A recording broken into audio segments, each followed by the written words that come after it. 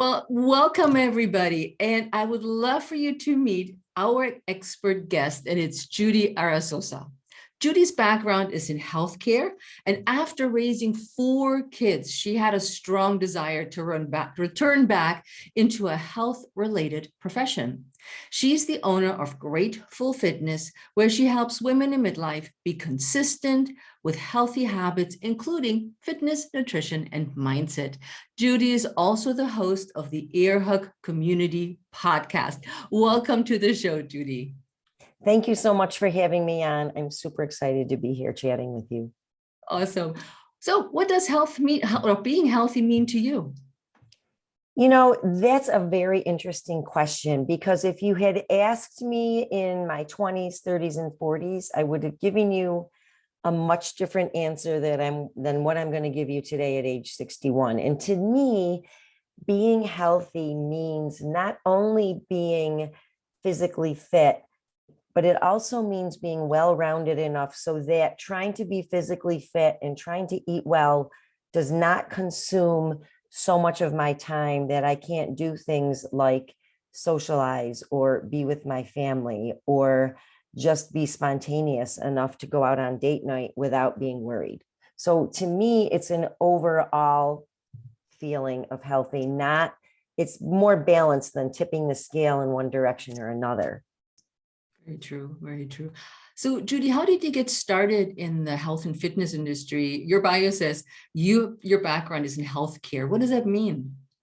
So I went to school for respiratory care and I became a respiratory therapist. And then I continued to study as I really did love being bedside in a hospital.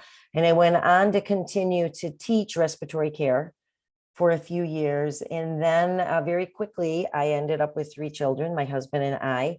And so it was number 3 was the tipping point where I decided that I would like to just take a pause from healthcare and go ahead and be the main caregiver for our children. So I did that for 20 plus years. There was another child in there, 4 kids. And then when I went back, I knew that I still wanted to help people, but instead of being bedside in a hospital, I wanted to be more on the prophylactic end of it. More preventative lifestyle changes is what I wanted to help people with versus treating disease. Mm-hmm. So a respiratory specialist, what does that mean? What does that do?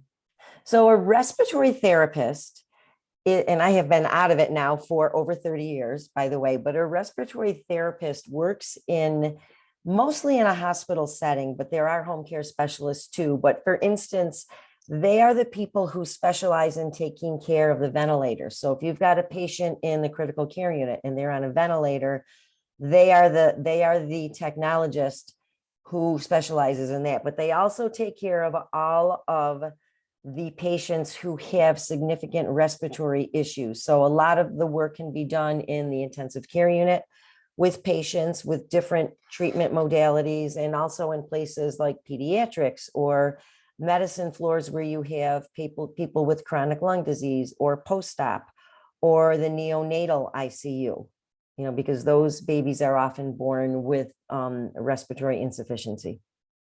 This is very interesting, especially since both of us were both 61 and we have parents that are getting older. So this is a little tidbit off the topic of today, but still very interesting to know that this actually exists aside from that. Yeah. When did you start Graceful Fitness or founded Graceful Fitness? How did that all happen? So Graceful Fitness happened. The idea for it happened when my youngest child could drive himself to school, and I felt that my children were a little bit more independent. So I had long been reading and researching and training myself. So I thought, you know what, I'm going to go out and actually get certified as a trainer and a nutrition coach. So I did that, and I went around to some local gyms, and I didn't see them filling the need for midlife women. And so I just thought, you know what, I'm just going to start my own business. And that's what I did. And the name Graceful Fitness came about? The name Graceful Fitness came about a number of years later. So we started out as Kick It Up Personal Training. And I kept training these women, and we would often have these conversations one-on-one and in small group about being so grateful for the space that we had and the time that we had together and really the journey that we were on together. And so I actually switched us to the name Grateful Fitness. I love that name. I really Thank do. you. It is, it is being grateful. It's just a thankful name. And it goes also as we age with our businesses, like Pursue Your Spark. It keeps growing with us. It's not limited to one part of our life as we get older. Absolutely. Yeah. Judy, what do you think is the biggest challenge for women in midlife? It's interesting. I've been doing a little bit of reading and a lot of observing with both myself and others. And I think one of the biggest challenges that is not really addressed is our generation, not our generation, but people in our age bracket, because there's a difference there, our perception of body image. And I think a lot of women have a hard time letting go of a younger body image. Like, you want the body, when you were 30, you wanted the body you had when you were 20, right? When you were 40, you would have been happy with the body you had at 30. And so it goes. And now we get into midlife. We've been in midlife at this point, technically for 20 years already. And now we really, truly are seeing the effects of aging. And yes, we can be very healthy, but I think women struggle with things like gravity and cellulite and postmenopausal belly fat, even on healthy people. And women struggle a lot with body image. And I think sometimes it can be to a fault. Very true. And social media doesn't help with that image. And just probably like you, I hear the same thing. And it was just yesterday, a day before yesterday, one of my clients is lifting the arm up and she says, "Look at those bat wings." And I'm like, but look at your bicep that you have. So look at what's really there instead of what somebody says you need to lose. Right. That was so nice that you turned that statement around. And that's something that we work on a lot at Grateful Fitness as well, is let's turn that around. Maybe you think your legs are flabby, but look what they've done for you. Maybe you just walked 18 holes of golf carrying your bag.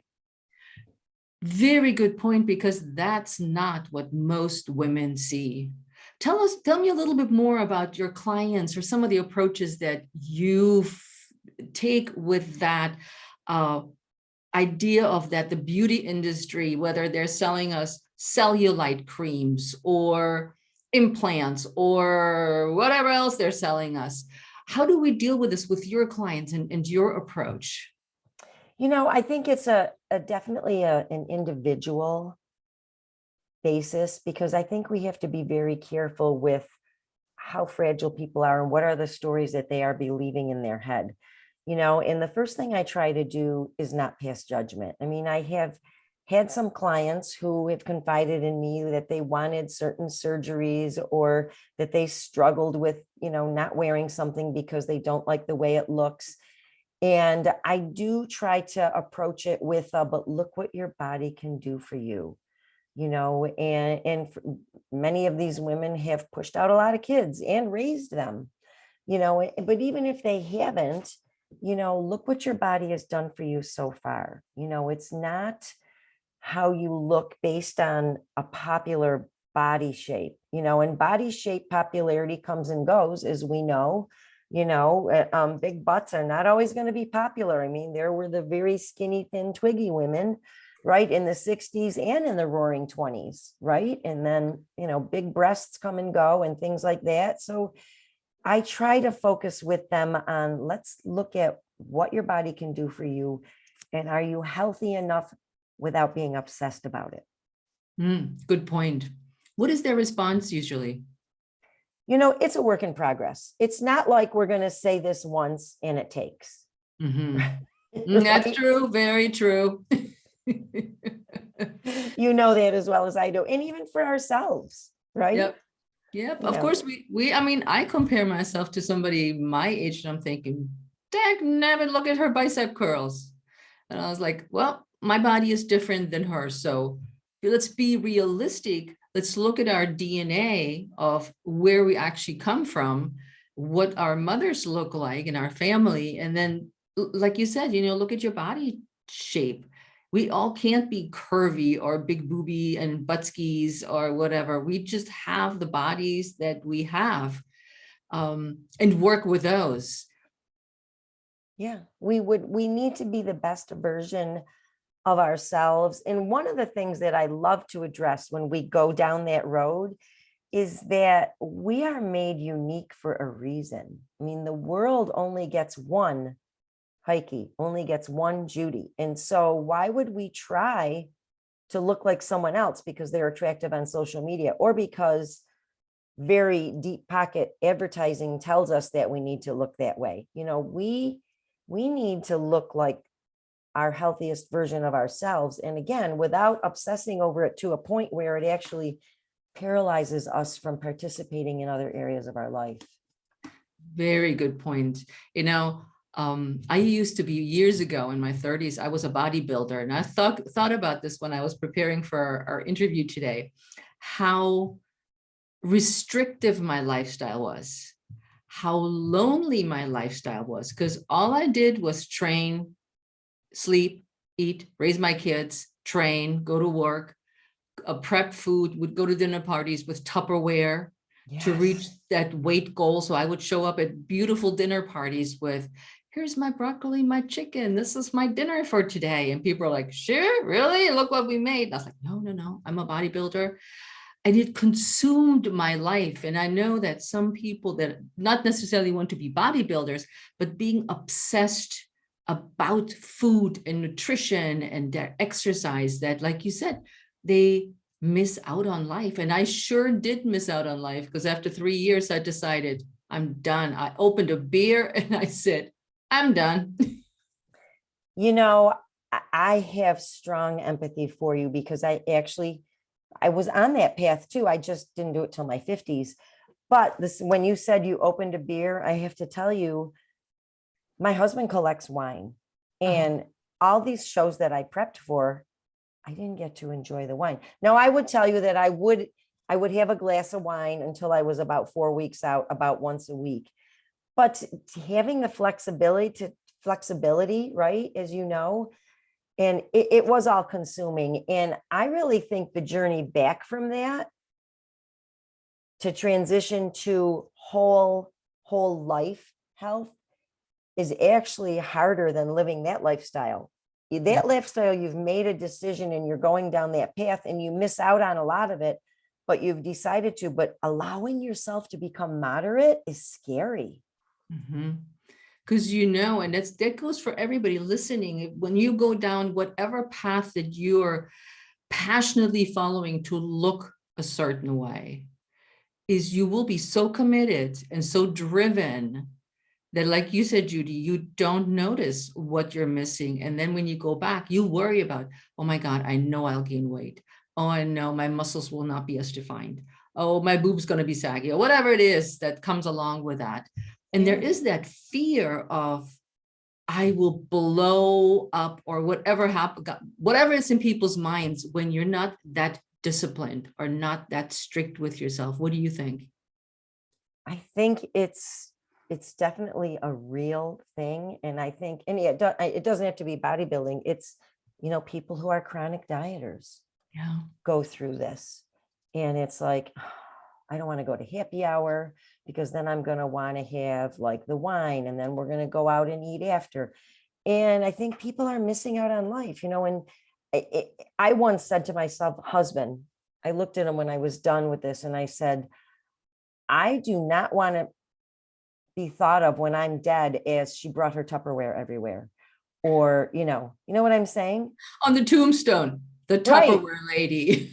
Right. Yeah. Now, if I were selling it, that'd be one thing, but no, I was just eating out of it. Yeah, very true.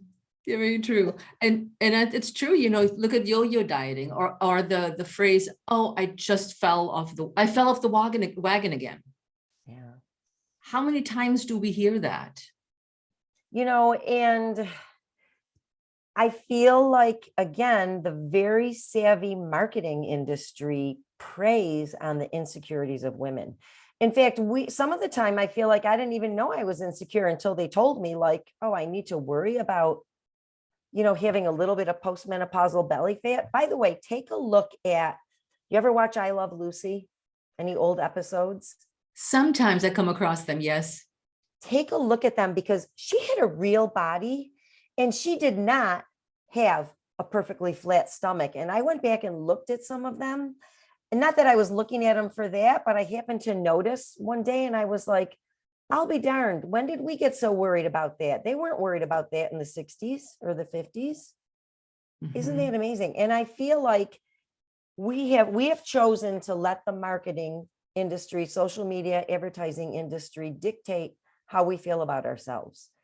And it's a hard thing to stand up to accept, no, I'm healthy. Is my body, is someone going to want to put me on the cover of a magazine? No, but that's okay. I can do things. With that said, just recently, the Sports Illustrated had a 74-year-old model on their cover, which I applaud, but it does not represent the average 74-year-old woman. Bingo. It does not. I actually thought she looked damn good. And I'm like, I thought so too. I mean, gray hair and everything, and super in shape and skinny, which is what many women I talk to, they want to be skinny. There's not so much about the talk about health. It's like you push that rock forward. But I thought, damn, she looks great, but she is not your average woman. No, she does not represent what you think of.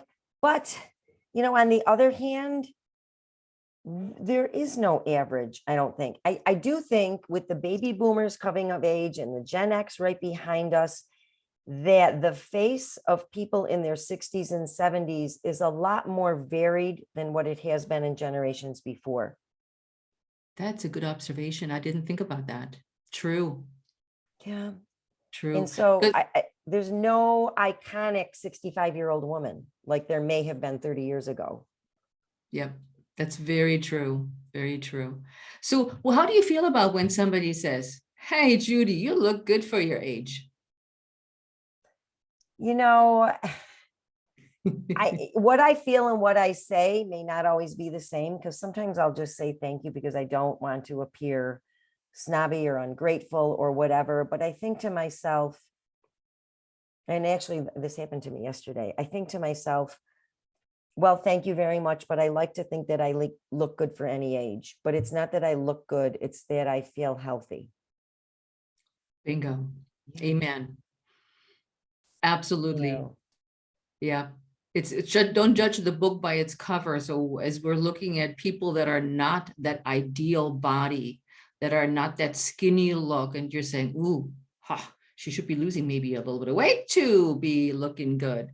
And it's like, or somebody, and not looking at that person from a perspective of, wow, look, she can actually run a whole marathon. I can't do that. Right. And that's so funny because I've only run 2 half marathons in my life because I wanted to see if I could. And I was impressed with the number of people in the different varied shapes and sizes crossing the finish line. Well, first of all, I was impressed with the number of people lining up, but I was like, wow, that's pretty cool. And that's a great thing right there to see, they're performing. They have just taken their body, either 13 or 26 miles, whatever. And, they may not look like they could belong on a cover of a magazine either, but look what they just did. Yep, I totally agree. Yeah. And when you think about that, like you said, there's so many ages, sizes, and shapes that have worked. I mean, a half marathon is 13.1 miles. That's not just a chunk of change right around the corner. This is a good distance, and you have to train for that. Some people do go out and say, pff, and then they hurt really badly afterwards, but that's their choice. But all these people that go to the starting line of some race have practiced, trained, ate well, changed their workouts, done something to be at that, what I like to think of athletic level. Yeah. Yeah. And as we think age, we oftentimes, it just ties in with, at least to me, for, oh, you look good for your age. I think we should age gracefully. What the heck is gracefully aging, Judy? I don't know what that means. I actually had a client say that to me. She wanted to age gracefully. And I don't know how to interpret that. I would, and I want to age with power. I want to age, if anyone cares, my philosophy on this is, like today, I walked 18 holes of golf. I carried my bag. All right, I will tell you, my hand-eye coordination, my short game skills are not great, but I can hit that ball, and maybe if I practiced a little more, I'd be a better putter, is what I'm trying to say. But I could walk that golf course and hit that ball as well as anyone. And that to me, and yesterday I played tennis, with various age groups. And it was just out there, aging powerfully. You're not limited. If you have grandchildren, you can get up off the floor holding them, right? If you want to go kayaking or whatever it is, hiking, walking in the city because you love to walk in the city and doing it for 50 city blocks, that's aging powerfully. There you go. I agree. You have grandkids, do you? I do. Yeah. 5. How many? 5. 5 grandkids. All under the age of 3. I just saw a picture of you with one of your grandkids on Instagram, I think. Mm-hmm. It was so adorable. I just became a grandma 4 months ago, so I'm still working on that part of aging. But you're absolutely right. You know what is powerful is that we can be stronger, even stronger than when we were younger. And that was a client of mine this week who complained, or she has a skin condition that makes her skin very, very soft and her bones very soft. So no matter how much she strength trains in just Pilates, unless she flexes a muscle, she is soft as a pillow. Mm. And she says, look at me. And there's nothing she can do. This condition will progress as she gets older. So it's get worse, but she planks like a champion. She is doing all kinds of household chores by herself. She can't run anymore, so she's walking, and she does Zumba and all kinds of strength training classes, and she comes to Pilates. Hey. And I said, look at you, how strong you are. And she's like, yeah, my husband's not doing so well, so I'm doing a lot of the heavy lifting. And I was like, look, who cares if you have pillow arms? Yeah. Look, But look what those arms can do. Look what you can do. I mean, like I said, and she has scoliosis on top of that. I'm like, girl, you're just rocking it. Look at the powerfulness that you have that your body does not show. And I think that is a really good way to encourage our clients and our listeners here today to change your train of thought around the beauty standards, around the gracefulness. Like, I don't know what graceful is either. Graceful to me means I just sit there and look pretty. I don't know. Yeah. Well, so do vases and flowers, but we're not vases of flowers, right? Ooh, I like that. Now, as we're all fighting against this stigmatism of aging, what can we do to cultivate sustainable, healthy goals as we move forward to be that powerful, Judy, in your opinion? What would you say? I think, I always go back to a little trifold approach. You have to, of course, physically keep moving and find what you love and do it. Find what you love that stimulates your muscles and stimulates your cardiovascular system and keeps you mobile, and do that. And I always say, find your tribe. Don't do it by yourself, because you find wherever it is and whatever you identify with, you're more likely to stick with it if you have a tribe. And I do like to say, eat healthy, but don't have so many rules. Like we've had so many rules in the past when we had strict goals. Just have enough rules to keep you healthy, right? Because the more you forbid yourself of something, the more you draw a bright line, the more you're going to want to cross it. Mm. And so I actually try not to draw those lines in the sand, and to give, this is where I practice grace. Be great, give yourself grace if you miss one workout, or if you go to that dinner party and you sample all the food, right? So that's the second part of the triangle. And the third one is to just have a healthy mindset. You need to know that you're worthy regardless of what you look like on the outside. Mm-hmm. And even though most of media bases women's worth, a lot of women's worth and respect comes on beauty and looking a certain way, when really it's not that. We know that true beauty comes from the inside. It's Mm-hmm. what comes out of your mouth, and how are you making the world a better place? Very true. Because you said, I read that one of your favorite things to say is we can always do the next right thing. Elaborate on that. Yes. Okay. So that was taught to me by my sister. So I'll give you a tiny background only because I'm so proud of her. We're just 2 years apart. We pretty much kind of had the same body build. She's actually more petite than I am, and I'm petite.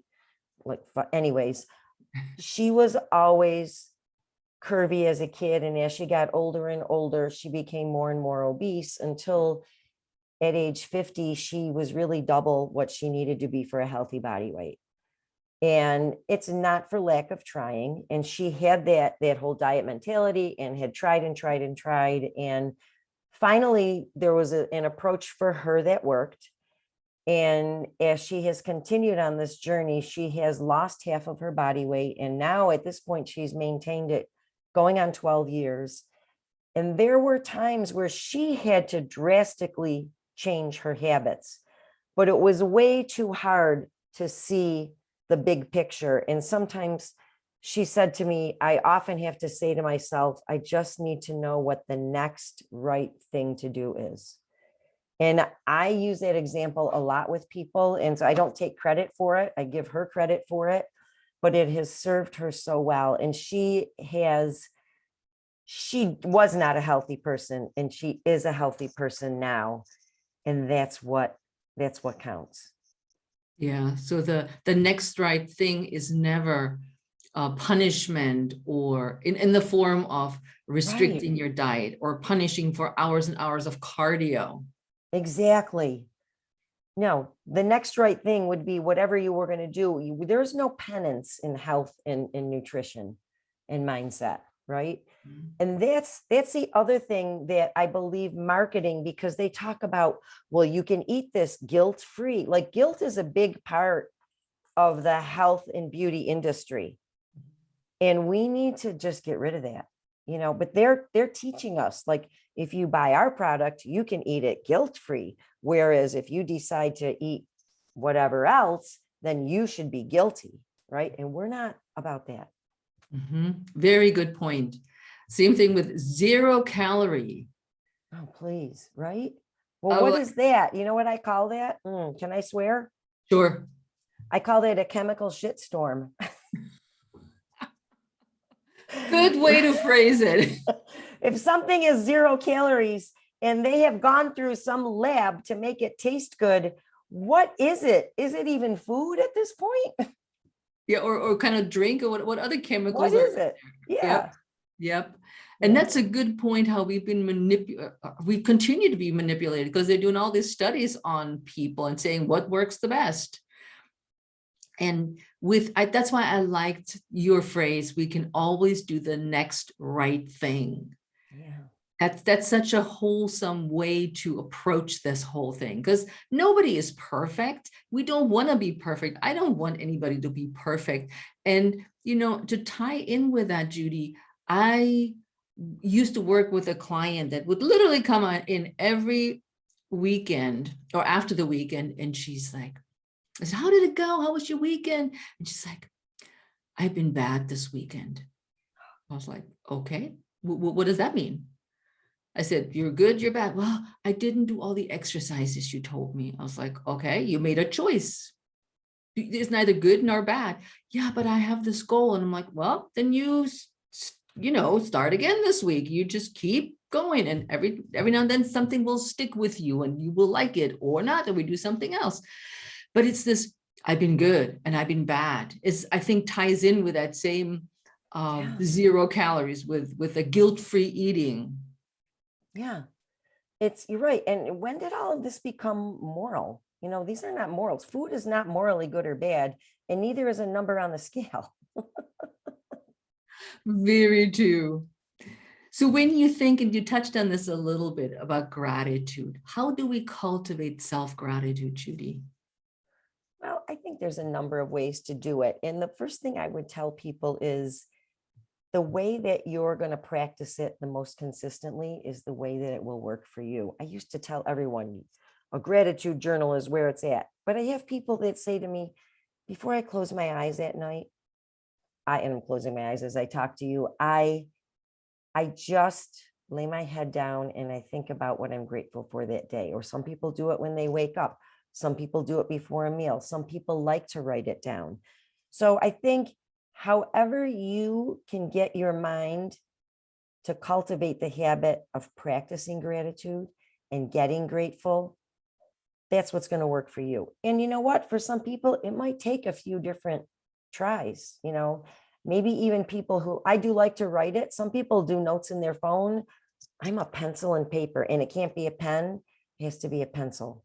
I don't know why. I think I like the smell of the lead and the feel of the paper, and it just kind of slows me down and sit and do it. Mm-hmm. But that's not for everyone. Yeah. We've developed a grateful practice between my husband and I. So guys, nobody has ever heard this before. So if you've been on the podcast for a while, I've never talked about this one, but we never talked about gratitude that way either. My husband and I, before we go to sleep, we cuddle up and we're like giving each other a hug and cuddle into, like the side-lying pose. And then we tell each other what we're thankful for and what we're thankful for in the other person. And my husband said the other night, "Oh, thank you so much." I'm like, "For what?" He's like, "I don't know, just everything. This was a really good day." And I just, it's just our little midnight routine. Or he says, "Thank you for a really good dinner," or whatever it is. And so we tell each other how grateful we are for what we may have not done that day, but we created a positive environment, or try to, for the other person. Isn't that amazing? Yeah. That's our little secret. I think it's really sweet. And I love that there's that it's something you do together. And it's interesting because I think that's really important for couples therapy, for just getting in tune with your mate. And for some people, they really like to be appreciated. I know my husband loves to be appreciated for little things, and he doesn't do it because he wants to be thanked for it, but it does really make him so happy when I thank him for vacuuming. He will vacuum and do laundry. I am very blessed as a woman, because he just likes law and order, and he's all about teamwork. But I noticed that when he gets thanked, oh my gosh, it just grows, right? Yep. And I also think in that sense, I have, over the years now, I have tried to say much more than before in previous years, to say please and thank you. Yeah. It's like when I work with my clients online, I say, "Can you please get the ball?" Or "Thank you, this was a really good move you did." And it changes the whole dynamic. That's like, "Thank you for making this a great roll up."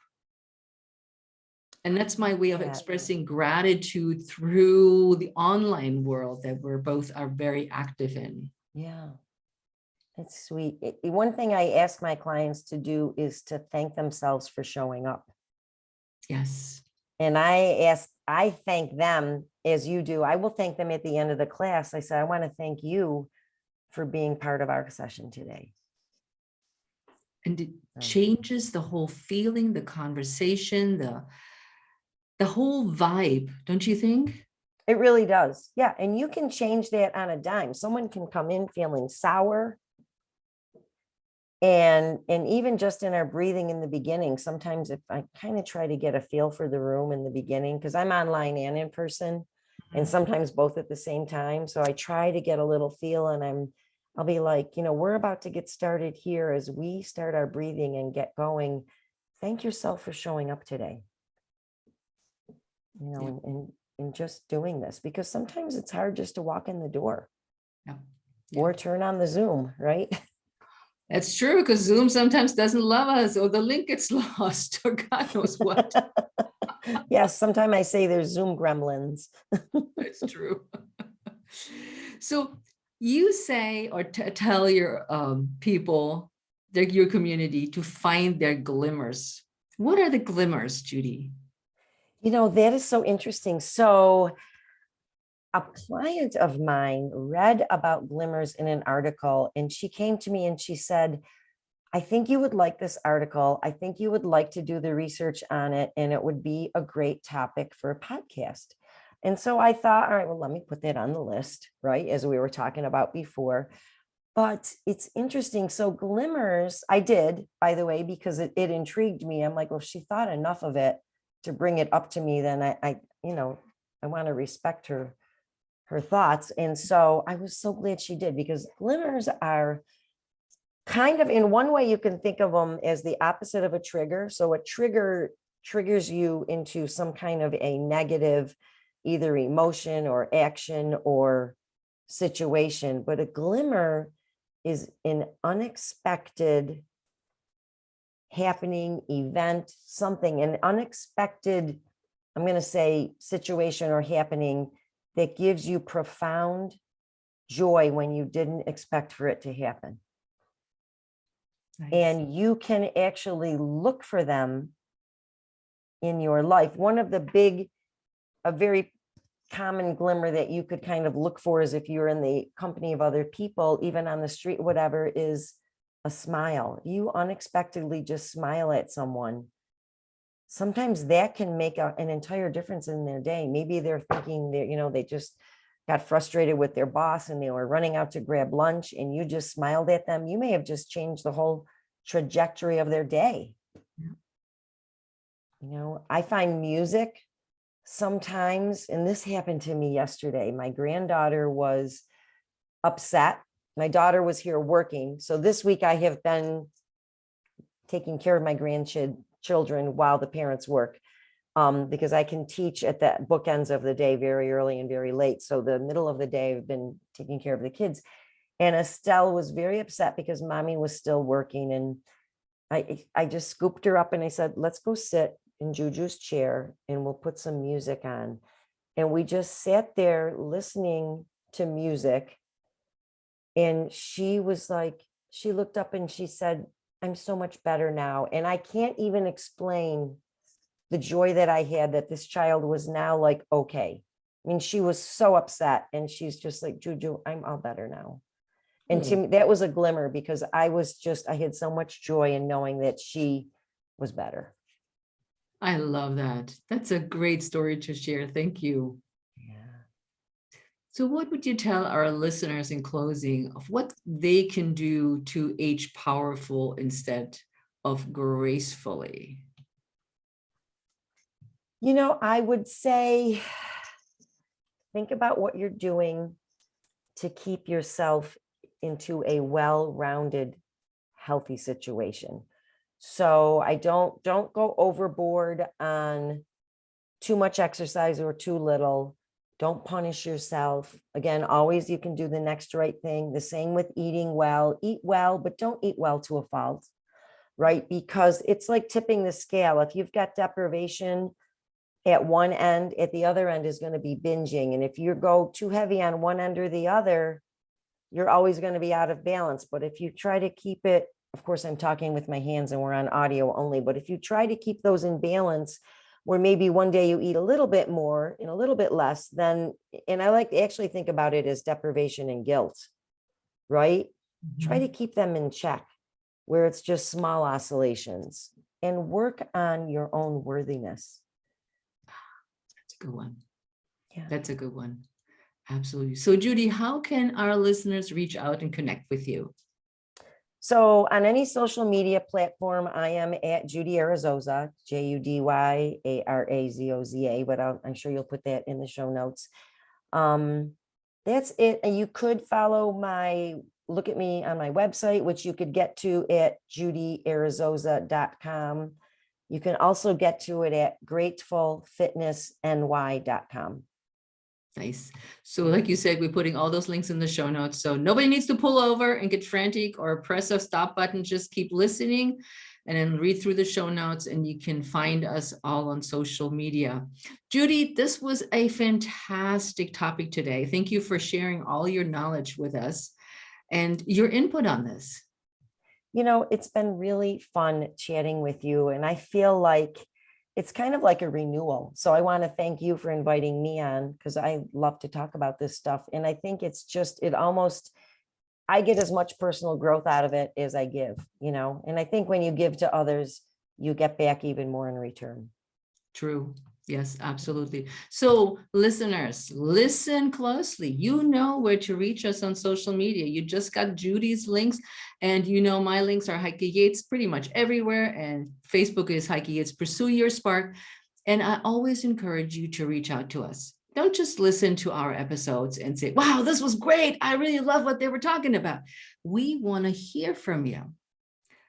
Comment on the posts once the episode goes live. Reach out to us, have a conversation with us, ask for help, ask for support.